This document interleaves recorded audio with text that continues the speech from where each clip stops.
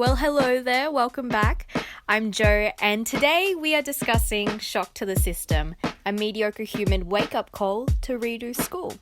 And it's all free to access. You can access the link in the description box or the show notes, just depending on if you're watching or listening to this. And also, if you like this, if you can relate to the segments in some way, if you have any feedback, of course, please contact me on my socials and my email. All the details are there. Awesome! Let's jump straight into it.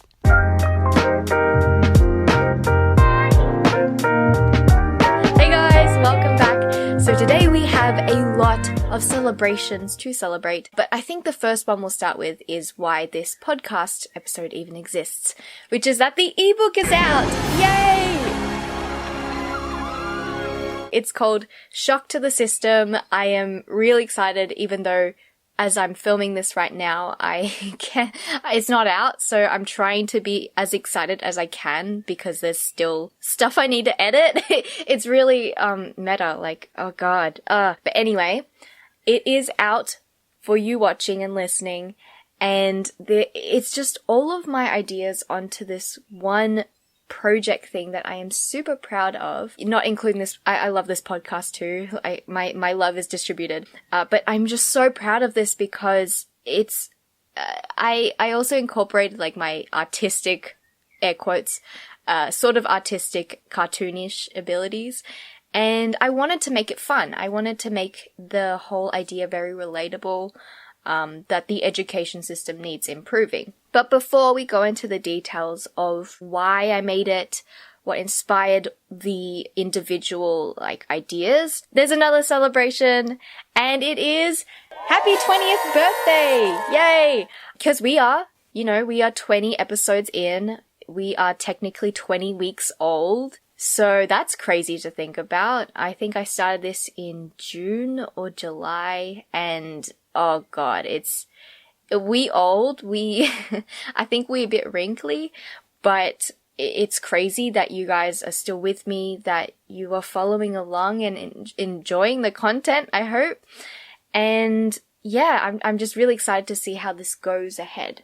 So back to the ebook though, I wanted to start with why I made the ebook in the first place. Because yeah, I do have this podcast. I am very much ranting a lot about the education system. But with the book, I wanted to make it easy for, first of all, everyone to access and really see my current perspective on the education system. It's the freshest from high school and from uni, so a lot of my passion has just been splurged out. And I don't want to forget this actually, so I wanted to do it now, immediately, because if you guys aren't aware, I am starting to teach next year. I'm actually going to do a teaching degree, and a lot of it is part of, the public school system and the system that I've been shitting on, sort of. So to be immersed in that environment also, it's very easy to start to forget and lose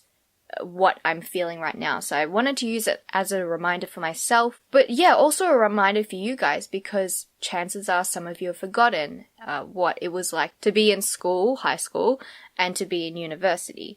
And I think because we leave these things and never have to return to them, it's very easy to forget this stuff. So again, this is just compilations of different snippets and ideas put into one easily digestible place. I wanted to make this relatable. I wanted to make it funny, funny because that's how we get people to read. And also, disclaimer, this ebook is not here to completely shit on the education system. There are some stuff that are, some stuff that is okay-ish, but for the most part, we actually, we need to redo. Hence the name of this podcast, Ready to Redo. But yeah, a lot of the stuff I put on there is sarcastic and quite savage, I would say. For example, let's see. For example, the one about the image that was you are all special, unique. And it's this uni chancellor or this principal at high school saying it to all these students and being you guys all matter, and then it shifts so that you can see the students' faces, and they're just numbers on their faces, you know, like student ID numbers, because that's how I find the education system and how it treats us, is that you know, we're all numbers. Literally in uni, we were a number, and that's what we had to put on our exams, and that's what we, you know, got identified as. And they'd even address you by your number in emails, like mass emails, like, hello, number, blah, blah, blah. Here is your mid-semester test mark. Not even a name. They could have just automated. Anyway, I'm getting sidetracked. But you know, it's stuff like that where it makes you a bit uncomfortable because it's true. And I guess for some people who had really great experiences in smaller cohorts, they didn't experience this, but for the most part, you know, this is what happens. So that's not the general vibe though. The general vibe is very mediocre humor, lighthearted, bean humor. Also beans, I think I really like to refer to us as beans because, first of all, it's wholesome and it's very cute. And the second reason is because it's a great metaphor, a great analogy for us constantly growing. Like, beans are always growing, they're always sprouting. So actually now let's just go into the content, like the meat of the ebook. And I want to talk about my favorites. So one of them is the Plants vs. Zombies cartoon. And I love it because it's a direct, like, anecdote of my time at school. Because from year 7 to year 10 especially, I and a lot of other students would do fuck all. Like, we would just, you know, we wouldn't focus because the work that we did in class wasn't that important, or we just didn't find interesting. And so the cartoon is where this teacher would ask their students, like, a question. And from the teacher's perspective, you know, or you look like you know the material. And then from your perspective, you're actually playing Plants vs. Zombies, or you're playing a game on your computer, like Tetris, like Snoopy, Icy Tower. Icy Tower was actually really good. And there was Bubble Pop as well. Bubble Pop, where, I think that's the name actually, where there was this red demon-looking thing with sunglasses and this long Men in Black cape, and it, like, shoot bubbles and then they multiply. Okay, I think you get the point. But that was also very fun. And I just find it really unfortunate that that is so relatable. But there you go. Another one is Think for Yourself. So the cartoons about thinking for yourself, where there's two people and one of them just goes like, oh, what do you think? And then the other one's like, nah, I don't know. What do you think? I don't know. And it's just this infinite loop of confusion and not wanting to put your own opinion out there and to make a solid judgment. That's really unfortunate because I am guilty of this. Like, I will put other people's judgments, other people's opinions over mine, as in valuing theirs more than mine. And I have an example where this was with my brother and I. And I was looking at investments, like where was the best time to invest because I can't finance. And I had a judgment, like I had an opinion, this is the time to do it. But then I asked my brother, like, when are you doing it? And he goes, oh, I'm going to wait it out because this is going to be a better time. And he wasn't suggesting anything to me, but I actually ended up believing his words, even though it wasn't applicable to my own situation. So I went, oh yeah, nah, he's right. He's done this more than I have, therefore he knows more than I do, so I will follow him. And it ended up being that I was right for my personal situation. And I look back and I'm like, why did I just not even question anything? Why did I believe his judgment so much more than mine?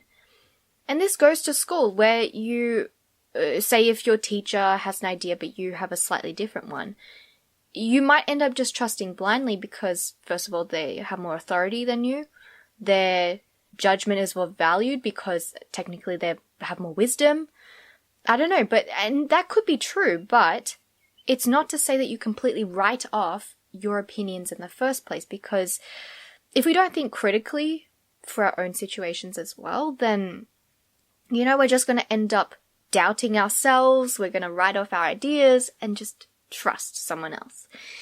that's a huge, huge issue. You might experience the same things, but yeah, thinking for yourself.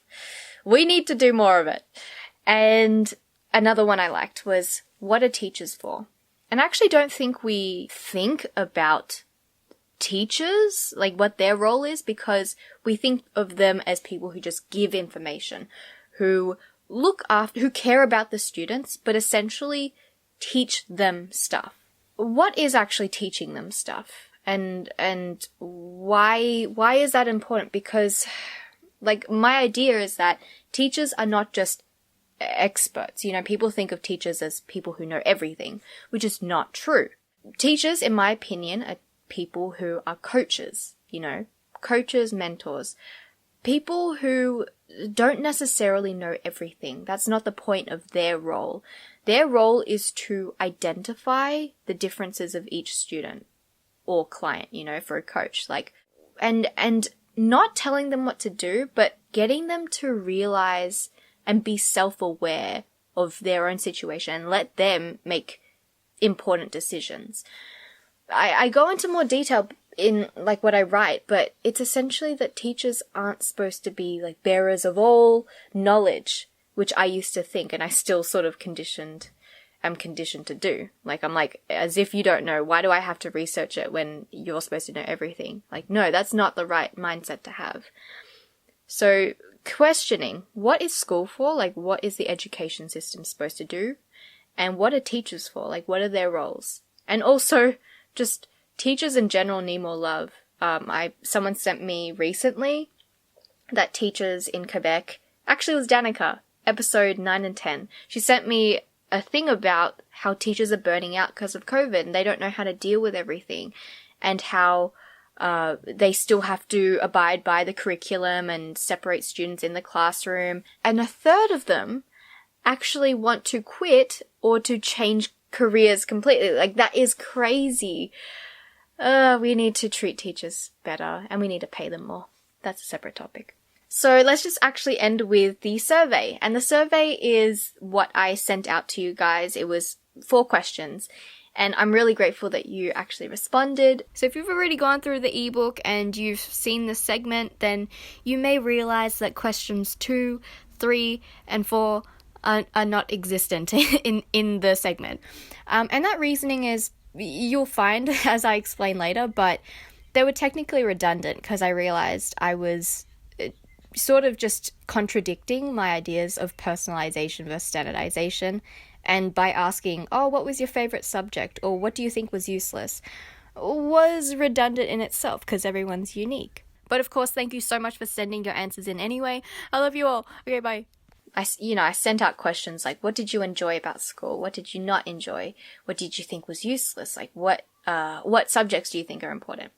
Something like that. And initially I was trying to look at what was common, like, oh, this is the most popular subject, and this is what people all find fun. But that was actually the wrong approach, because I realized just how diverse the answers were. So for the question that was asking, what did you enjoy? Someone would say biology, but then in someone else's answer for what they hated, it was biology. So obviously asking what is common for everyone is not the right answer, because everyone is different. And the more I started to see how diverse the answers were, I realized that it doesn't matter, like what people enjoyed, because you could see something and be like, oh, let's have more of it. And then what people disliked, like, oh, let's have less of that, because that's not the right approach. We need to treat everyone as an individual. We need to personalize the curriculum. And a thing that I really wanted to express is that we need to be more self-aware. That's a skill. That's a really important skill, because if you do that, I was saying that, like the third question where it's like, what did you dislike? That question will be redundant because people actually do things that they enjoy if they have more freedom, if they have more choice in the classroom, and they'll be more self-aware of what their interests are, so they'll do more of the stuff they like. The most important thing is to know yourself, because then you can make the best choices relating to your personal situation. So that's all I wanted to say today. I'm so happy that this is finally out. And please let me know your feedback. Please contact me on my socials or my email. Everything is in the description. And I will see you next week. Bye!